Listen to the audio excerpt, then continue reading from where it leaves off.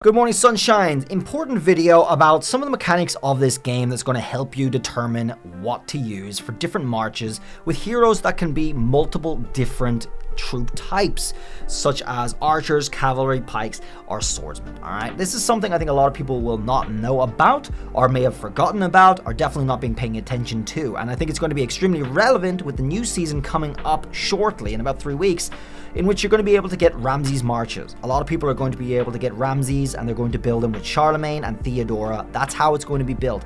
But the cool thing about that is Ramsay's, Charlemagne, and Theodora, all three of them can beat both swordsmen and archers. So you can change them and you can choose which one to go for. And we're going to talk about that. It also applies, of course, to some other heroes. But we're going to talk about the stats, the base stats of the actual swordsmen or archers or cavalry or pikemen themselves without the heroes. So this is important for deciding how to build your marches and which troop type to take if you're confronted with that question, okay? And this, like I said, is going to be relevant for people who bring Ramsay's. Let's go into the details. You can actually see the details by going into your buildings themselves, the barracks, etc., into train, and this little 3 bars thing here beside the number you have. Hit that.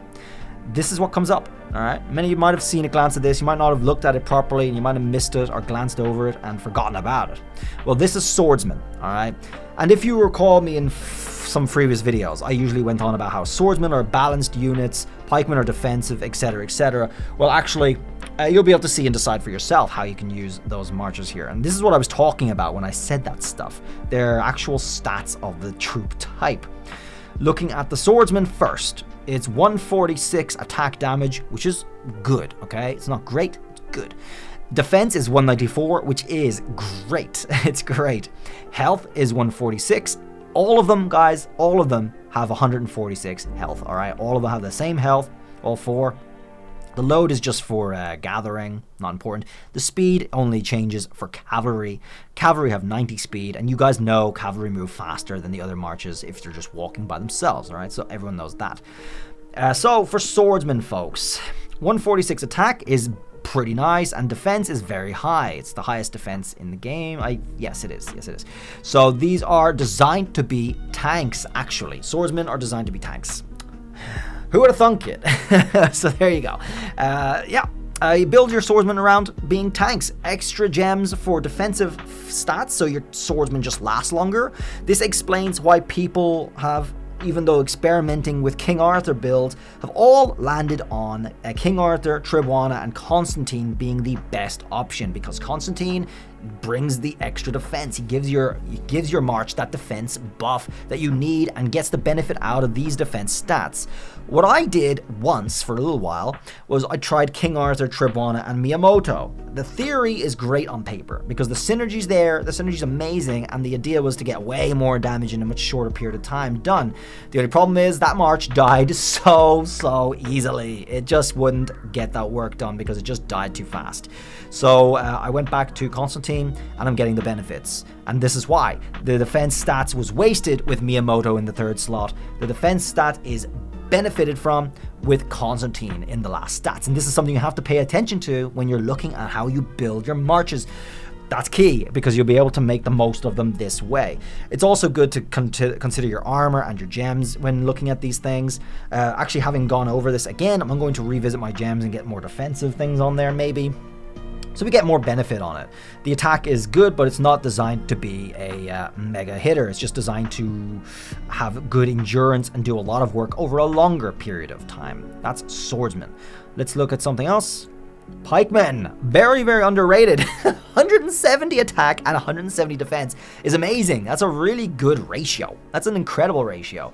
If you guys build a good pikeman march, you're going to get the benefits. All right, this is really nice. It's got the highest kind of, I suppose, well-rounded stats there for attack and defense than any of the others. And everything else is the same, as you might expect. The load, the speed, the health's insignificant. It's the same. But attack and defense is what you're looking at. So this is actually more balanced than swords. I used to say swords is balanced, but actually pikemen are way more balanced. And they have very high defense. They're very close to swords defense anyway, but they have way more attack. So you're actually should be designing pikemen in a balanced way, pretty even ratio on attack and defense, so they will be lasting a long time in battle and doing a lot of damage. Now, personally, I use marshals because I actually get turn-based moves. It's just really good in general versus people who actually run their warrior pikes, which is also fine because if you build warrior pikes very, very defensively, you're going to be getting the benefit of their counterattacks for a much longer period of time because their health is not going to go down as fast, and more counterattack buffs get triggered as you go down in the health, right, in general of your march.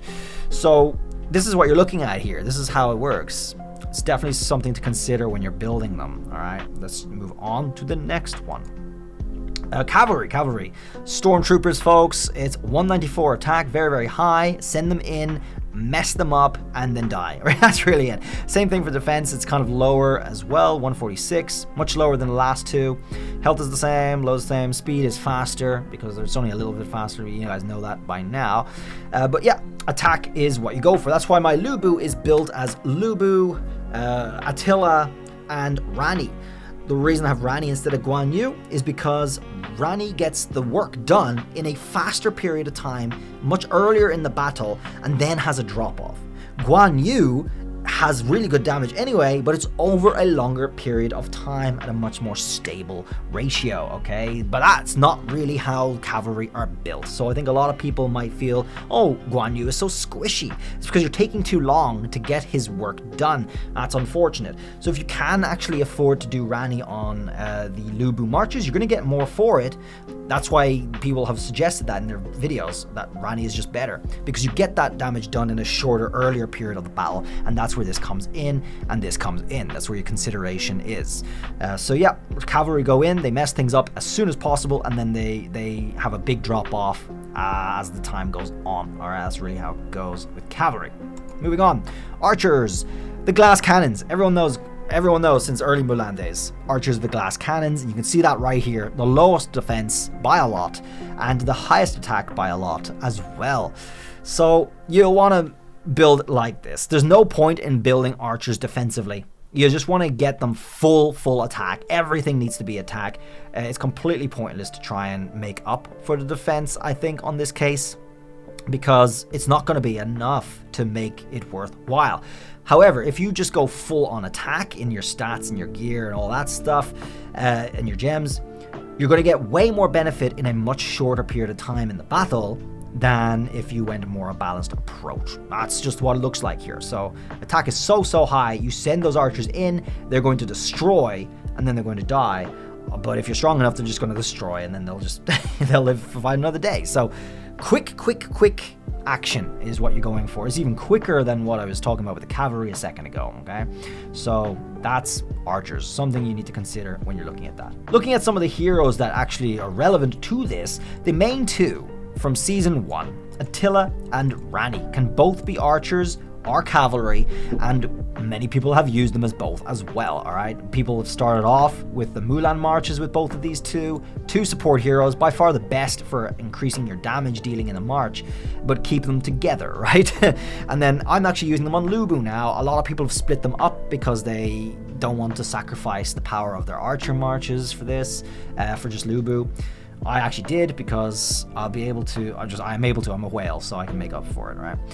But either way, having them now on cavalry gets me that benefit of what I was just talking about. They do a lot of great damage in a short period of time, and they have a little bit more health, defense rather, than archers. So they're doing the work really well. But the main focus of what that whole video and the details about this is, which is best for Ramses number 2. Ramses 2 coming in Season 3, which is in about 3 weeks for us, because we have one more MGE coming up for Ramcam, but Ramses will be after that, I'm sure. And Ramses is built with Charlemagne, which is also a Season 3 hero, and Theodora. And all three of those heroes can be both swords or archers, all three of them. So you guys have that flexibility. You have the power to choose which one do you go for. It's a hard question, however, let's look at what their skills do. First of all, this is also Mr. Sneaky, guys. Many of you guys probably know him. He's one of the more viewed YouTubers for this game, Age of Empires Mobile. You can go check his channel out. Mr. Sneaky is his name. You'll see him come up straight away, I'm sure. This is Ramses' commander skill. It reduced the movement speed of 3 enemies in the area, which is alright, it's not bad, by up to 9.2% there for 3 seconds. Enters Divine Protection state, increasing strategy damage by, I don't know, some amount. Increases your strategy by a certain amount, and activating an additional signature skill, which is, this is the key part. Once per second, damage is reduced by 50%, cannot be purified, and lasts for 9 seconds. So that's 9 back-to-back signature skills, guys. After using the commander skill, you're just going to keep pumping this out. And Ramsay's can go up to about 700 strategy. I'm just going to say that right now. It's pretty mythical tier, okay? Even though Ramsay's is not a mythical, it's getting close to mythical tier stuff. It's a lot of damage. So how do you want Ramsay's to do his damage? Do you want it all to be as quick as possible in the fight? Or do you want it to be lasting a long period of time? That's really what it comes down to, whether you're picking archers or swords on this march. Just let's have a look at the signature skill itself. Deal strategy damage to the enemy troop at a pretty significant percentage when you get up to the top level. For the first 30 seconds of battle, each activation of signature skill also covers a lot of rage too, and that is reduced to recovering like about half after 30 seconds, okay? So this is where I land on archers right here. All of the benefit of this signature skill in a fight comes within the 30 seconds. That's in terms of building up your rage, getting another cast off, so you can spam. First of all, you go into your battle, you fight for a little bit, and then you can hit this commander skill like normal, all right? After you build up the last bit of rage. And then that's going to trigger your signature skill 9 or 10 times in a row very, very quickly. And then you're going to be right back to having enough rage to do this again, and then you're going to be doing it again and again. That's how the machine works, right? And you do have to be 5-star for this to really give you the top benefit, okay? So you want to get as much of that done in the first 30 seconds, right? You're going to get 2 or 3 casts of this and 30 casts of your signature skill in about 30 seconds. This is going to be nuts, okay? It's being crazy. That will obliterate anything that you're confronting. And that's why I think you should go archers, so you get the full attack damage that you can from this kind of gimmick. All right. If you're going swords, it still sounds pretty good. It still sounds great. But I think it would be more beneficial to go swords with Ramsay's if you're running in a mob, like in KVK, where you're sending all 5 of your marches together, or 4 of your marches even, together. He's going to do numbers. He's going to do big shot league stuff. It's going to be incredible. But the machine power there that I was talking about wears off after 30 seconds because you're not going to be getting as much rage anymore. So you want to be able to hit those things. That's why I'm going to land on archers. I'm just going to do archers, folks, myself, because you get that machine gun power for 30 seconds, just like that. It's gonna be sick. The last thing to talk about when discussing and thinking about your troop types here is your civilization. People might forget about this. This exists. You can change your civilization very easily. It only costs like a tiny little bit. But you can see here that each civilization has those buffs. Everyone knows this by now. Archer defense is up 5%. Makes up for a little bit of the low defense that they have already for archers, so you can get a bit more durability there. Village capacity, which is +8, which is amazing. It's just like so OP. And wall durability, it's not bad, it's okay. But if you're looking at others here, Pikeman defense for Egyptians, for example, that's going to give that 170, even a little bit of a buff on top. It's going to be really nice for your Pikeman endurance if you're going for that. Or Swordsman defense. Sick. Attack bonus against player citadels, blah, blah, blah. Tribes, they're not really worthwhile, actually, because you shouldn't be attacking citadels. But the main one, you can get that extra bonus on whatever marches you're running, okay, depending on what civilization you pick here. There's a few different ones. Byzantines is also swordsman defense. Now, what I would recommend when you're thinking about this, especially for KVK situations, is looking at which march you have 2 of the same types for. Oh, sorry, I don't actually have all of my marches out properly, but what I normally do is I run Hannibal and Lubu, all right? I have Lubu, of course, and I also have Hannibal as my 5th march, so to speak, which is my 2nd cavalry march. So I should actually go for a cavalry civilization to get the best out of that. So both marches, 2 marches, have that 5% defense buff. I don't, because I'm a whale, but if anyone's not a whale and you're worried about that sort of thing, you can absolutely make benefit out of it by doubling up your buff with the 2 marches that you have that are the same unit type. It's just something to consider if you wanted just that little bit of extra fighting power. Alright guys, that's everything for this video. I think it's really important information a lot of people would have missed or glossed over or forgotten. Now it's back on the radar, and it's the first time I've covered it as well, so hopefully you guys make good use out of that. It's super vital for the Ramsay's thing, but like I said, I recommend archers so you can get those 30 seconds of machine gun power, after which clearly it's going to drop off because you're going to be getting half the rage back, and it's just going to be slower. So that's where Swordsman will be weaker in this case. But if you are going for a long, prolonged fight, sending in Swordsman Ramsays, if you're running with multiple marches or rallies, for example, would be sick. But I heard Ramsays is just not good in rallies, so I don't know, I'll just see about that when that comes out. If you're going Swordsman, I think it might be okay. Either way, that is all from me. Thanks for watching. Hopefully you enjoyed it, and I'll see you around in the next video. Bye.